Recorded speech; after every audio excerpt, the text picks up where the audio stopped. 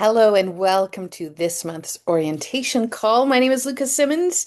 I am sending this missive out once we have now landed and our luggage has finally arrived here in Canada. So I'm happy to be landing in your inboxes. And for those who are in the Good Food Network, welcome.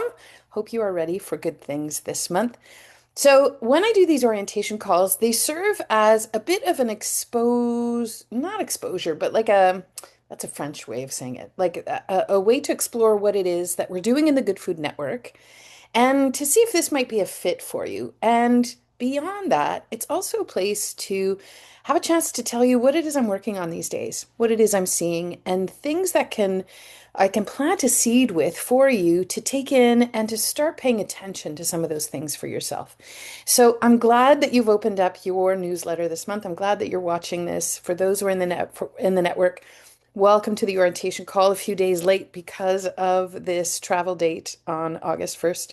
I have to say 28 hours to get from Europe over to Canada is a little bit much, but we did it. Yay, go team. Okay, so I want to start with something this thought that I've been having. So these are things that I observe, like these missives usually. I'm thinking about things I've been seeing in clients' conversations I've been having. But I've noticed a couple of things over these last few years working with different people. There's so much time spent in conversation asking, like, okay, so what's the best diet? What do I need to eat? What are the foods I need to concentrate on? What nutrients am I missing? So on and so forth. Also talk about, okay, what's the best supplement? Am I somebody who's a contender for quercetin, for example? Or take it a step further, going even further and talking about what is driving my symptom? What's the root cause? And those are all valid questions, but I don't know that they're necessarily the best way in. I think they can be a way in at a certain point, but I wonder if we're missing a quieter question that can come before even any of that is addressed. What if our body isn't only asking what we're doing, but it is constantly asking, what time is it? I know. You'll be like, huh? Or if you're Dutch, you'll go, huh? Yeah, I know this sounds like an odd question, but hang with me for a minute. So think about a typical day, okay, for you in your life. You wake up. For many of the people I'm working with, it's really tricky to get up in the morning, really tired, rushing out the door. Coffee happens, and sometimes coffee is breakfast, even though there were good intentions. Breakfast is tricky for whatever reason. Lunch gets squeezed in between appointments, between meetings at work while you're doing some work. Your energy starts to crash around 2 or 3 o'clock, and forget about having any meetings in that time frame. That won't work. You finally get to relax after you get back home and after you've had dinner, but suddenly at 9 or 10 o'clock at night, now you're awake and you can do all the things. And you lie in bed wondering why you are not able to sleep. And you turn on a podcast or you watch a show or you do something to divert yourself to try to get yourself down off of this feeling pumped. And I think what starts to happen, or what I'm noticing, is that we're starting to blame ourselves that it's our fault. Or we think, okay, I must just be getting older. Maybe it's my hormones that are broken. Maybe my metabolism isn't working well. I don't have any willpower. Fill in the blank for however you do that self-talk for yourself when some of these things happen. What do you say to yourself? Okay, so hang on to that for a second. I've started wondering because I always think the body is working on our team, like she will always be on our team. What if your body is not actually failing, but what if the body is confused? Could this be one of the players in whatever it is that's expressing our symptoms or driving our symptoms? Spoiler alert, it is. Of course it is. So, every cell, what I mean here, we're talking about the elephant in the room here called circadian rhythm. It is a hot topic across many different health people these days for good reason. I think there's new light, pun intended, being shed on the benefits of looking after your circadian rhythm. And it's the red light therapy you'll see people talking about because they're trying to sell you a gimmick. It's the getting outside in the morning sun and not wearing sunglasses and being questioning sunscreen. And there's different ways that it's kind of showing up in the wellness sphere. But it's because every single cell in the body, of every organ, of every tissue, every single cell in your body has a schedule. Your liver has a schedule, your gut has a schedule, your microbiome has a schedule, your immune system, your hormones, your appetite, your brain, your histamine clearance has a schedule. All of these are coordinating with one another, yeah? So I want you to think of your body with all these tissues that we've just mentioned and all the other organs you've got. They are an orchestra, yeah? So every musician knows how to play. But if everybody is starting at a different time, you are going to get a pretty chaotic sounding orchestra. And it's not that the musicians are the problem necessarily, it's the timing of it. There's no conductor leading the entire orchestra, and everybody's playing their own version of the piece at their own pace of what they're trying to guess is right. I wonder if our metabolism is less like a broken machine, but more like an orchestra that has lost its conductor. Because metabolism is just such an integral part to making our bodies function day to day. And when our metabolism is struggling, it's more like our orchestra has lost her conductor. When you have metabolic issues, it is tantamount to having no conductor for your orchestra. So let's talk about why this matters. Suddenly, a lot more things start to make sense when you start to look at metabolic health and how things are functioning in the body. When you start to tie it to, hey, does this whole system have a rhythm? Is there a conductor to this orchestra? And when you start to realize that maybe the conductor is not around, it makes so much more sense. You get afternoon crashes. That's not when you're supposed to be sleeping. You feel wired at night. That's not when you're supposed to feel wired. You're supposed to be winding down at the end of the day. You get cravings. Well, cravings tell your body you're missing something. Digestion feels different from one day to the next. One day you can tolerate a food, another day you don't. Feel like your body has become a little bit more unpredictable. That is also one of the ways I see this. It doesn't mean that circadian rhythm is the only reason, but it does mean this to me it's a clear indicator that maybe one piece that is often overlooked in some of the function of our metabolism is when the conductor is not in the room, when we do not have a unified conductor bringing our orchestra together. So, what if your body has been trying to tell you what it needs all along, just in a language you may not have learned to notice yet or to interpret? Now, in these orientation calls or these early month kind of things that I send out on my newsletter, I always like to invite you into a little experiment. So, something you can try at home.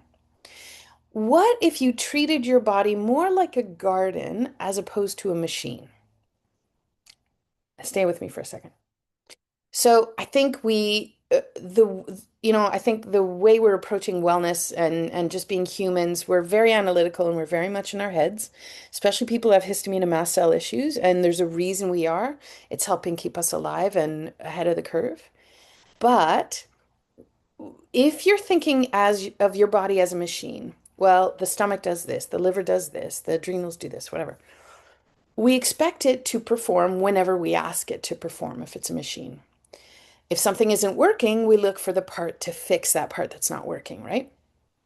But gardens, if ever you've done any gardening, you will very clearly understand pretty quickly that that is not the way that you garden. When you've got a plant that's struggling, you're not going to say, oh, just replace the plant. Well, you might. But if you've gardened long enough and you spent enough money at the garden center, you're like, wait a second, that plant is reacting that way in that spot. Is it a problem with the light? Is it a problem with the soil? Is it a problem? Where's the problem with? Is it the plant itself or is it what the plant is subsisting on? What of these pieces do we maybe need to play with? Because in a garden, your plants are responding to lots of different inputs, yeah? Your garden is responding to light. Your garden is responding to seasons.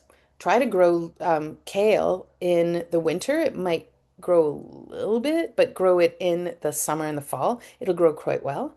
If you try to grow spinach in the spring, it'll grow like gangbusters, but come high heat of summer and it bolts and it tastes disgusting. So, depending on the plant, depending on what it is you're growing, it will grow according to the season that it is designed to grow in. Yeah. Other inputs that your plants are looking for, they're looking for the input of water. You can't have a garden if you cannot water your garden. I have just come home from Europe, and in Europe, we are going through massive droughts. I can guarantee you, you cannot have a garden without water. Yeah. You're looking for timing. Your garden is responding to timing of things. Like you'll see a very different garden when you have a longer day on June 20th than you would on August 27th. Your garden is very, very different and it's expressing itself very differently. The consistency of things. You have some years where zucchini will do well and other years where maybe your carrots will do well. And it's also your garden is responding to the weather patterns and the environment in which it's in. The apple tree next door to our house in Calgary. Our neighbors, our previous neighbors used to trim it every 2 years. My garden did well. The new neighbors never trim it, and now it's completely overgrown and it shades my entire garden. So your garden is always responding to the inputs that are in that system where your garden is set, right? And all of these inputs tell the garden different information and different ways of being, and it influences what happens in that garden. The water, the temperature, where the sun is, all those different inputs we've been talking about. And in a garden, like you cannot rush a garden. You have to create the right conditions, and then life begins to respond. If I create the conditions by trimming back that apple tree, now I'll be able to grow beets again in that part of the garden, right? So, this week and this month, I'll ask you the simple question. Instead of asking this question, what do I need to fix? I want you to ask instead, what are creations or what are conditions that I can create today from, yeah, it's a party, for my own garden, yeah, to subsist and to exist. Do we get it again? Oh no, we get two. Yeah, okay, there we go. Yeah, so I'm going to ask you again. Instead of asking the question, what do I need to fix and what's broken in my body? I'm going to invite you to ask a different question. What are the conditions that I can create today? Maybe that is, I'm not talking about the garden, I'm talking about you now. What are the inputs that a garden needs? What are the inputs that a human needs? Well, could you open the curtains? Morning sunlight gives a lot of information to your timing in the body. Could you eat lunch before you're starving? Your garden, if you're waiting till it's super parched and then you water it, it's going to be really tricky to get the water into the garden. It's the same thing with human bodies. Maybe it means you're now going to sit outside in the morning with your cup of tea on the back deck. Or maybe after dinner, you're going to start mimicking in your house what's happening outside. So you're going to start dimming the lights after dinner. Or maybe this month's conversation is not really about circadian rhythm, but more it's about learning to create those conditions that allow your body to do what it is that she's trying to do. When we start to mimic more of what's happening in nature, now our bodies start to get some of that information and some of that biochemistry starts to function a lot better. We're creating those conditions, right, for that garden to grow. So let me talk about the Good Food Network. Why did I build this month? Our Good Food Network has been about the circadian rhythm the whole summer as one of those foundational pieces to metabolic health. I am not doing it because it's trendy, but because once you start seeing your body through this lens, so many seemingly unrelated things start to resolve themselves and they start to become connected, and then things start to fall into place. So during the month of August, we are going to keep exploring this conversation. We've done lots in the month of July, but now we're getting into not just the science, but what this looks like in real life with circadian rhythm things. We do weekly conversations. We have recipes that naturally support the rhythms that we're talking about. We do small weekly experiments. We have seasonal foods. There's a longer masterclass that I do during the month where we are going to connect all the pieces together. This month it's called Morning Metabolism. My hope is not that you're going to memorize the circadian biology, but that you're going to start beginning to notice your own rhythms and notice that you have the power to change the inputs. And when you work at the inputs for what it is your body's expecting. And then you'll see how the body is always responding to the inputs. And when you change the inputs, how differently does your body now express itself? So I want to give you a little bit of a lay of the land of what it is we're doing inside the network. So here, I've got a little slideshow because it keeps me on task, which I like. And am I sharing? I'm not sharing. Okay, I have to share. Hee hee. There we go. I knew something was wrong. Okay, so let me start the slideshow because I think this helps me stay on task and is a little bit more interesting to look at than my face. But this is what we are doing in the month of August. Our main topic, again, it is the circadian rhythm as a foundation for metabolic health. Every week we have a 30-minute discussion around the kitchen table. It's around the breakfast table, actually, so you can bring your computers. Cameras are off. You can just listen in. Join with questions afterwards if you like. We're doing 4 sessions this month. Week 1, we're doing digestion and how it has a clock, why your gut function depends on timing. Second week, we'll talk about microbiome rhythms. In our third week, we're going to talk about appetite and what this has to do with your circadian rhythm. That's leptin and ghrelin. And our final week, we will be talking about hormones, movement, and metabolic capacity. And we're going to be tying it into that circadian rhythm piece. When's the best time to work out? How do I know if I've overdone it, if I'm overextending myself? How do I know I'm helping versus adding more stress to the system? That's what we'll be covering. So these are 30 minutes every Thursday. You can join us live at 7 a.m. Alberta time. If you cannot join us live, the replay is accessible about an hour after the session happens. We also have a full longer master class, so a 2-hour live class every month. And this month, the one we're doing is called Morning Metabolism. And we're going to be talking about how to set up your morning routine, 7 things for you to look at to set up a morning metabolism loving routine. These first 3 hours of the day really do set the tone for everything: blood sugars, hormones, metabolism, histamine, energy, mitochondria, so many different things. We also have a list of foods. Of course we do. There's recipes and lists of foods for seasonal things. We do 5 recipes, and this month they're focused on the heart. They're seasonally inspired and some variations for those who need it. There's a berry chia jam. We've also got a tomato cream soup because that is so of the season. Every week we have a weekly food challenge. This week I think it's cherries that are the food challenge of the week and how they help with the circadian timing we talk about. Got a whole module on seasonal eating as well, and we are just coming to the end of the summer exploration of this. We jump into fall on September 1st. So included in the network, you get a list of those foods to focus on in the summer and why seasonal eating has such a big role to play in helping with those inputs to tell the body where you are on that schedule of things. You also get access to an extra bonus class for those who want it. You don't need to access it, but you do get access to it if you want it, for those who want to go deeper. And this month we're doing SOS metabolism.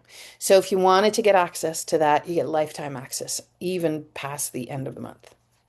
And as always, everything that we do in the Good Food Network is on replay. So you do not need to attend live. You can. Everything I've just shared is they're all live sessions. And you get access to anything that we've done as soon as you join us. So if you join us on August 8th, you will get everything from August 1st already, and you'll get access to those replays as well. And they stick around until the end of the month. So just a little reminder before we wrap this up. What messages are you sending your body each day? And are those messages helping your body to prepare, or are they asking your body to guess what time it is? Yeah. Those are the questions we answer within the Good Food Network. So before I let you go, if this conversation today made you think, I've never looked at my body this way before, this is curious, then I think you would really enjoy spending the month with us inside the Good Food Network. We don't rush through topics, we live with them. We do a deep exploration in those weekly conversations for the science, for those who want it.